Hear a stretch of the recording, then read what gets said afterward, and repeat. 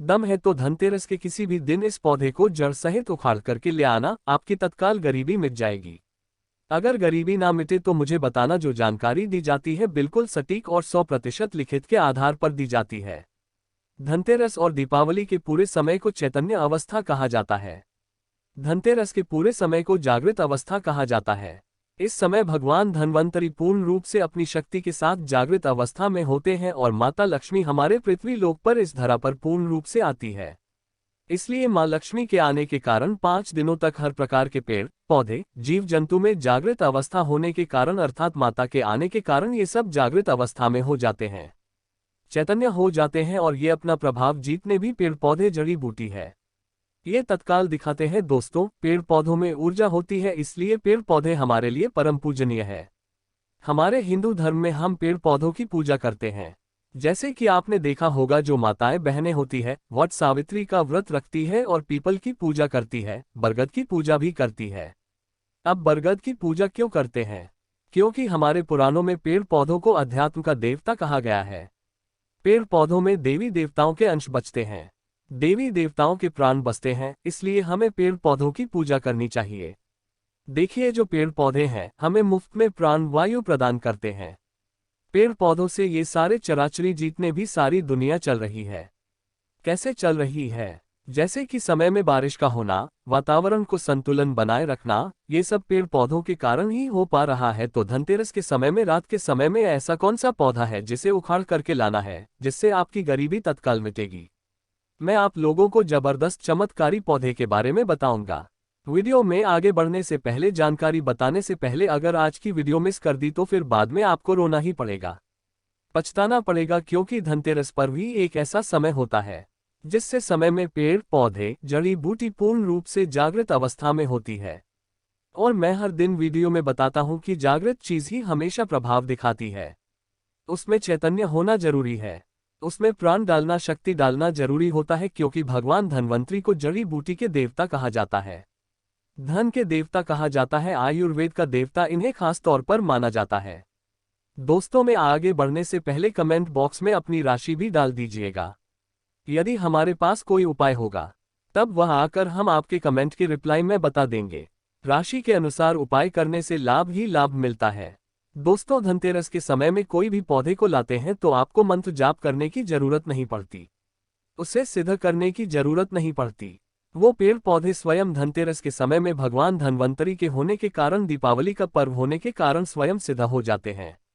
बस धनतेरस के समय में इन पेड़ पौधों को आपको अपने घर में लाना चाहिए। तो कौन से ऐसे पौधे हैं? इस पौधे को घर में लाने से व्यक्ति की गरीबी मिटती है, दुर्भाग्य दूर होता है। इस वीडियो में मैं आप लोगों को सारी जानकारी विस्तार से बताऊंगा। अगर आप भी माता लक्ष्मी के सच्चे भक्त हैं तो वीडियो को लाइक कर चैनल को सब्सक्राइब जरूर करना, कमेंट बॉक्स में जय माता दी जरूर लिखना। आइए इस वीडियो में जानते हैं कौन से पौधे को हमें धनतेरस के समय में लाना चाहिए। प्रथम पौधा है सहदेवी। अभी मैं आप लोगों को सहदेवी की जानकारी बता रहा हूँ, ध्यान से सुनना। देखिए, सहदेवी जो है, अगर आपको किसी भी प्रकार की, जैसे कि दैविक और शारीरिक किसी भी प्रकार का कष्ट है, आप चाहते हैं इसे तत्काल दूर करना, तो रामबाण से भी अमोघ ये तीव्र रूप से काम करता है। सहदेवी का पौधा दैविक और भौतिक ये सभी प्रकार के कष्टों को तत्काल दूर करती है। तंत्र शक्ति एवं, ध्यान से सुनना, तंत्र शक्ति एवं भौतिक सुखों को प्रदान करने के कारण इस पौधे का नाम देवी पद से प्राप्त मिला है। इसे सहदेवी कहा जाता है। ये सभी वनस्पतियों की देवी है, माँ है, इसलिए इस पौधे को सहदेवी कहा जाता है। अगर आपको समझ में नहीं आ रहा है सहदेवी का पौधा कैसा होता है, तो इस प्रकार से हमारी वीडियो में देख लीजिए। इसी को कहते हैं सहदेवी का पौधा। अगर आप गांव में रहते हैं तो बहुत ही आसानी से ये पौधे देखने को मिल जाते हैं। शहर में रहते हैं तो कई जगह जो बंजर जमीन रहती है, जहां पर खेती वगैरह नहीं होती, वहां पर ये पौधे बिना उगाए ही उग जाते हैं। धनतेरस में आप कहीं भी ग्रामीण इलाकों में रहते हैं, खेती खलियानी में चले जाइए, या फिर जो नहर वगैरह होती है, या फिर जो नदी के किनारे, वहां पर ये पौधे बहुत ही आसानी से मिल जाते हैं। शहर में रहते हैं तो फिर भी ये ढूंढने से मिल जाते हैं। नदियों के तट पर भी बिना उगाए ही उगे होते हैं। तो आइए मैं आप लोगों को इसके लाने के फायदे बताना चाहूंगा, और इसे कितने टाइम लाना चाहिए ये भी मैं आप लोगों को बताऊंगा। तो देखिए, हमारे धर्मशास्त्र कहते हैं तुलसी के साथ गमले में इस पौधे को लगाने से बगल में तुलसी का पौधा लगाए और तुलसी के बगल में गमले के साथ में इस पौधे को लगाए, और अगर तुलसी के साथ इस पौधे को अपने घर में लगा करके पूजा अर्चना करते हैं तो सभी प्रकार की लौकिक सुखों की प्राप्ति होती है। इससे भगवान धन्वंतरी प्रसन्न होते हैं। तुलसी के पौधे के साथ इसे लगा देते हैं तो फिर इसके जो प्रभाव है कई गुना बढ़ जाते हैं। क्योंकि इस पौधे को साक्षात मां दुर्गा का स्वरूप माना जाता है, इसलिए इसे देवी पद प्राप्त है। ये सभी प्रकार की बीमारियों को दूर करने में समर्थवान है। ये सभी प्रकार की सिद्धियों को देने वाली कही गई है।